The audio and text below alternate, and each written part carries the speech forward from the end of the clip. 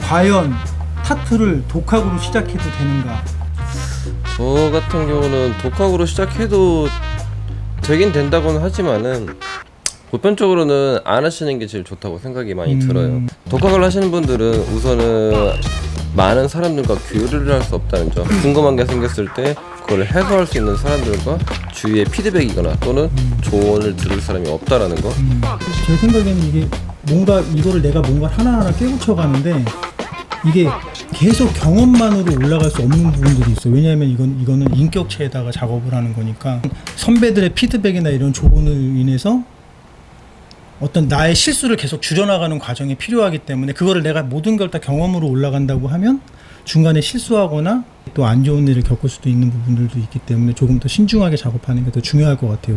호계 씨는 어떻게 생각해요? 제 그냥 개인적인 생각에는 타투이스트라는 직업 자체가 그냥 단순히 취미 교육을 받는 그런 일이 아니고, 그 직업 교육 같은 네, 거니까. 타투이스트라는 직업을 갖는 교육을 받는 거기 때문에 혼자서 할 수 있는 일이 절대 불가능하다고. 그럼 생각해요. 만약에 예를 들면은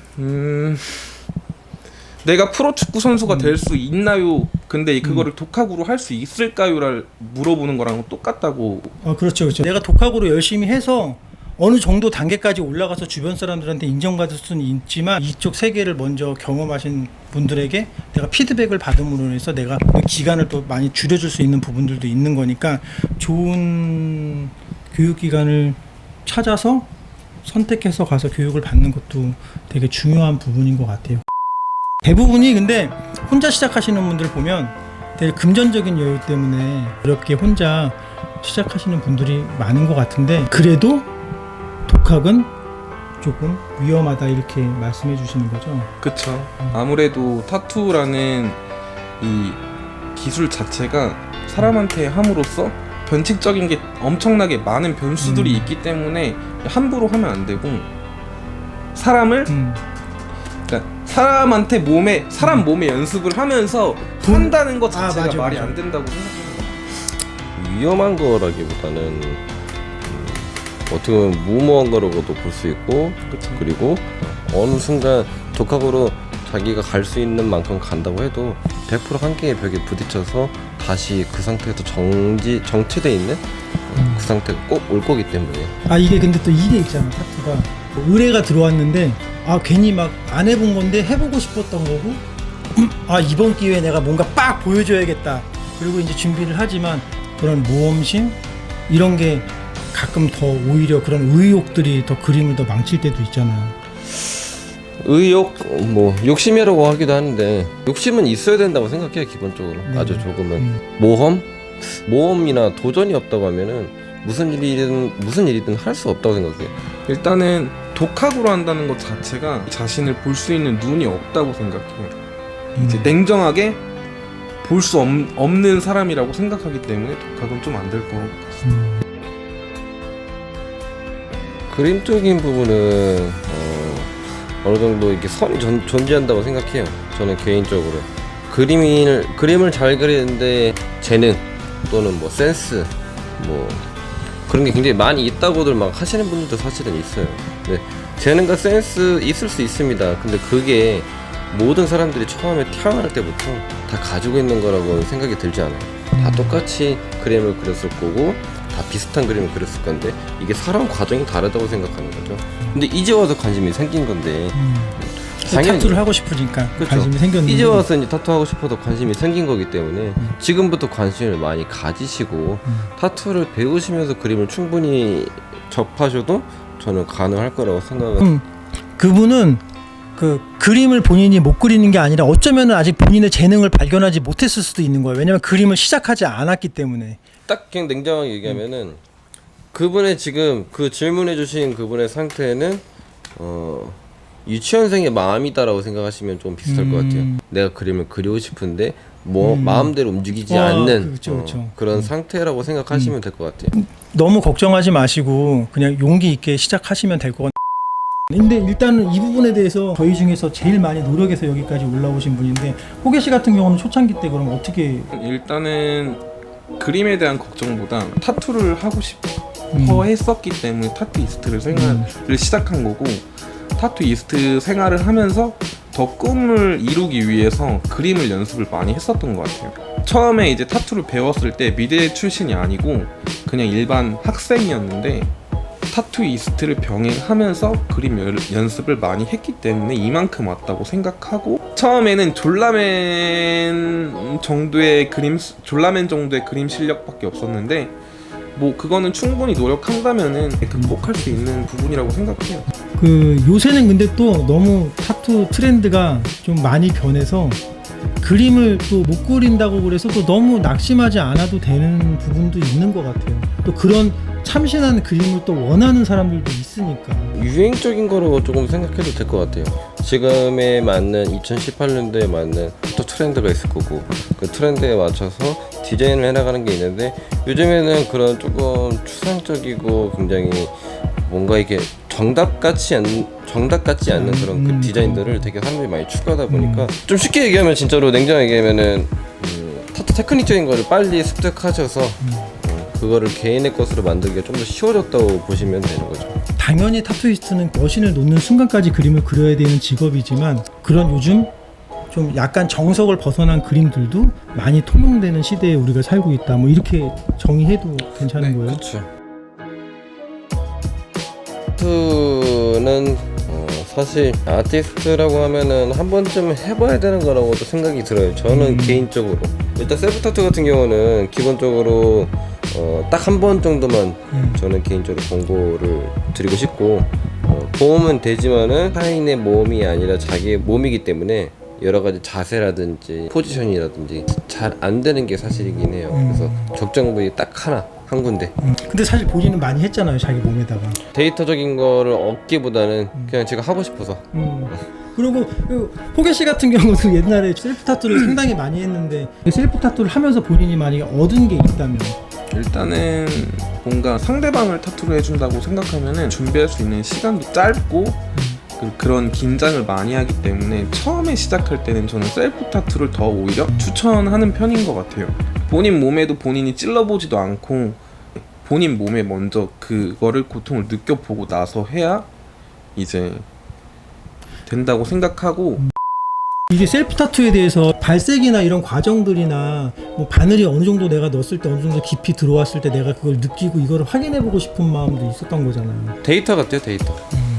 보다 정확한 데이터라든지 발색이라든지 뭐 바늘 각도라든지 여러 가지 부분들에서 도움을 가져갈 수 있는 건 사실이긴 해요. 저도 뭐 개인적으로 셀프 타투가 경험을 해볼 만한 거라고 저도 그렇게 생각을 하고, 셀프 타투를 꼭 해라 이렇게 권장하는 건 아니지만, 셀프 타투를 만약에 내가 굳이 한번 해보고 싶다면 해야 되는 부위, 저 같은 경우는 딱 허벅지, 바로 무릎 위쪽 다 아시겠지만은 양쪽 손은 무조건 다 써야 됩니다. 뭐 여러 가지 텐션 뭐 이런 부분들도 다 포함했을 때 자세가 진짜로 잘 안 나오면은 집중도도 떨어지는 건 당연한 거고, 바늘의 각도 이런 건 뭐 다 당연히 잘 나올 수가 없죠. 셀프 타투에 대해서 대답은 일단 여기까지 듣는 걸로 하고, 뭐 타투 받는 것 자체가 뭐 쇼핑몰에서 진짜 물건 사는 것처럼 하는 게 아니다 보니까 당연히 받는 사람 입장에 좀 더 신중해야 된다고 생각이 들고, 또 제일 중요한 거는 본인이 진짜 뭘 하고 싶은지를 알아야 돼요. 충분한 자료 조사나 또는 사전 준비가 굉장히 필요하다고 생각이 들고, 그리고 나서 뭘 받고 싶은지 컨택이 되시면은 많은 아티스트 분들한테 상담을 해보시는 걸 추천을 많이 해드려요. 그 아티스트가 한 포트폴리오가 맞는지 뭐 여러 가지 당연히 테크닉적인 부분 또는 실력적인 부분들이 본인이 생각했던 이상적인 사람이어야 되는 게 맞잖아요. 그쵸. 제일 좋은 거는 방문 상담을 직접 해서 그분의 얼굴을 보고 얘기하는 게 제일 좋다고 생각해요. 내가 원하고자 하는 것과 그리고 이분이 하고 싶어 하는 디자인이 서로 마음이 통해야만 된다고 더 좋은 결과가 나올 수 있다고 생각해요. 번거롭더라도 또 타투가 한 번 받으면 또 평생 남는 거니까 조금 더 시간적인 여유를 가지고. 근데 이제 또 이게 있어요. 어떤 아티스트를 발견했어, 인스타에서. 그게 너무 마음에 드는 거야. 뭐 이 사람은 또 되게 유명한 사람인데 과연 내가 전화해서 상담을 이렇게 하면은 나름대로 이게 용기가 필요하거든, 사실은. 그래서 대부분은 엄청 검색해서 고민을 하다가 결과적으로는 친구 소개로 아는 샵에 가서 하는 경우가 더 많잖아요, 사실은. 그렇죠. 예, 그래서 그러지 마시고 그냥 궁금한 거 허심탄회하게 그냥 다 물어보시면 될 것 같아요. 호규 씨 친절하게 답변해 주죠. 네.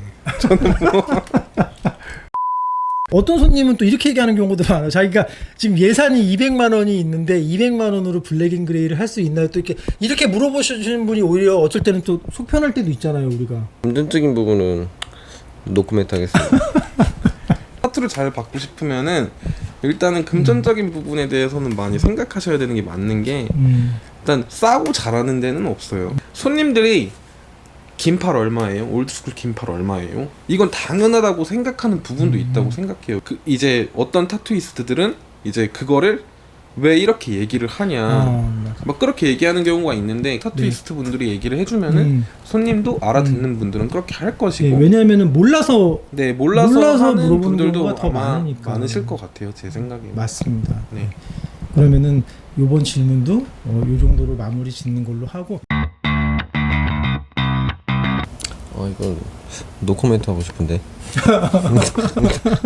냉정하게 그냥 후배들한테 알려주는 걸로. 제 생각에는 개인으로 저도 타투 교육을 해봤지만 3개월 과정 동안에 그거 다 그리면은 타투해 이런 좀 주먹구구식으로 가르치는 사람들이 되게 많았다고 생각해요. 개인적으로 개인한테 받는 것보다 학원 아카데미에서 받는 게 더 좋다고 생각하는데 그 아카데미가 누가 가르치는지가 제일 중요하다고 생각해요. 진짜 현직으로 뭐 커리어가 뭐 수상 경력이 있던가 아니 실제로 타투이스트들한테 인정을 받는 사람이 그거를 교육을 한다면은 학원에서 가르치는 게 더 체계적으로 커리큘럼을 짜서 이제 교육을 하기 때문에 그게 더 맞다고 생각합니다.